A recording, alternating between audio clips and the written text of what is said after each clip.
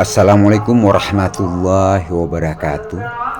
Jumat lagi, sebelum sholat Jumat saya review dulu keris pusaka personal saya dengan sandangan seperti ini. Pada video pertama saya tunjukkan rentetan foto-foto detail dari keris pusaka yang memiliki dapur langkah varian Karno Tinanding dengan panjang bilah sekitar 34,5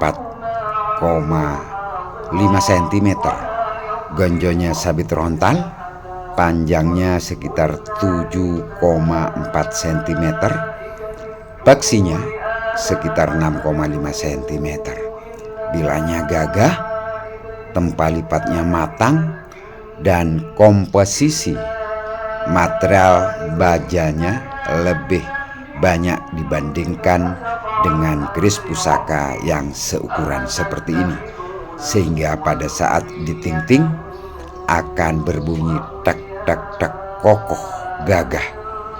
Video pertama saya tunjukkan video kondisi tanpa pembesaran. Inilah kondisi dari pusakanya. Ricikannya di depan ada sekar kacang, ada jenggot, ya, kemudian jalen tunggal, lambe ganja tunggal, pijetan, sogokan rangkap, serawian di belakang, dan gereneng. Pada look yang kedua, sebelum look yang kedua, di pangkalnya terdapat sekar kacang yang hadap ke belakang, ada jalen, ada lambe gajah, kemudian juga terdapat serawian dan keruwingan. Ricikan lain yang tak kalah penting terdapat gusen, ya, dan lis-lisan. Monggo pemirsa amati rancang bangun dan desain pusaka langka ini. Saya terus terang hanya memiliki satu pusaka ini untuk varian dapur seperti ini. Pemirsa bisa mengamati bagaimana sangat menyatunya antara besi aji dan pamornya. Tangtingannya mantap, ya.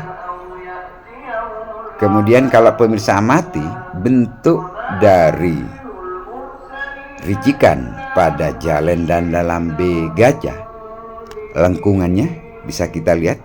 Beberapa pakris kalau ada ricikan seperti ini, sekar kacangnya dinamakan nerjang bilah.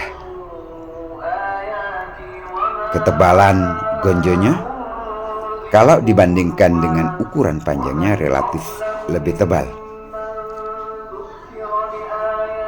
Ricikan bawang sebungkulnya juga tegas.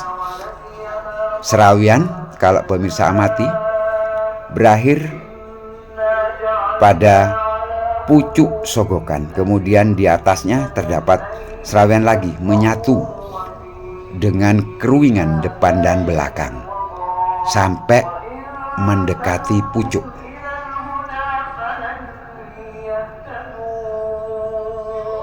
Pamornya pemirsa bisa mengamati sendiri, masih relatif utuh walaupun keris pusaka ini berusia ratusan tahun. Silahkan pemirsa amati detail pori-pori dan serat besi ajinya. Sedangkan bentuk peksinya, kalau saya amati bentuknya persegi ya pada awalnya, ya.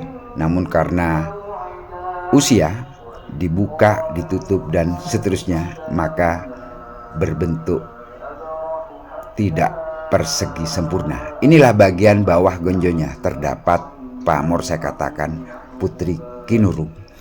Pada video yang kedua ini saya perbesar sekitar 4 kali semula, sehingga pemirsa bisa melihat bagaimana bentuk permukaan besi aji dan juga pamornya.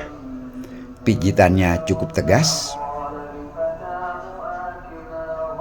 dan pamornya landep ya, dan cukup tebal sehingga terdapat beberapa bagian timbul atau berkontur ya. Silahkan diamati detailnya. Nah, ini sekar kacang yang kedua. Bentuknya seperti ngejambah ya. Kalau yang bagian bawah di depan itu ngejambah robyong karena terdapat jenggot. Ini kita lihat keruingan, kemudian ricikan gusen pada kanan kiri odo-odonya, sehingga kesan gagah dan berwibawa keris pusaka ini akan semakin terlihat. Kita lihat bagaimana bentuk pucuknya. Jadi masih relatif utuh. Tataan pamornya juga pada bagian ujung ya. Pemirsa bisa mengamati detail pusaka ini.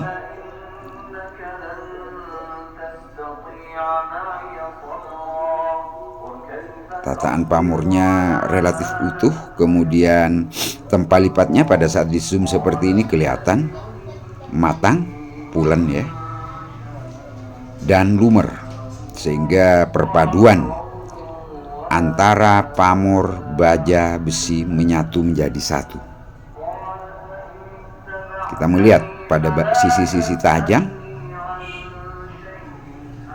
kelihatan betul bahwa pusaka ini ditempa dengan sangat matang. Tempat lipatnya menurut saya ini termasuk ratusan kali ya. Dan melihat ukurannya yang sekitar 34,5 cm dan material serta rancang bangunnya, estimasi saya keris pusaka ini era Jenggolo dan dibuat khusus. Nah, ini kita lihat kegagahan dari ricikan bagian depan. Sekar kacangnya ngejambah robyong, terdapat jenggot yang ujung-ujungnya sudah mulai termakan usia, namun tidak mempengaruhi kegagahannya. Juga pada bagian ujung dari gonjonya, ricikan gerenengnya masih kelihatan, walaupun ujung-ujungnya juga aus termakan usia. Namun karakter dari pusaka ini masih tetap terasa bahwa keris pusaka yang dibuat dengan dapur, termasuk varian Karno Tinanding yang tidak simetris sekar kacangnya, diperuntukkan untuk para pemimpin di era kerajaan dan diwariskan turun-temurun pada generasi berikutnya. Monggo amati. Ini pucuk pada sisi separuhnya. Jadi pamornya berupa garis-garis yang menyudut. Bisa kita katakan ini ada pamor ujung gunung atau seujungnya, dan dikombinasikan dengan pamor-pamor rumah lain yang kalau kita amati terdapat beragam pamor tiban pada keris pusaka ini. Nah, ini kelihatan jelas bagaimana karakter keris pusaka ini pada ricikan sekar kacangnya. Pada bagian sorsoran kelihatan bahwa pada bagian tengah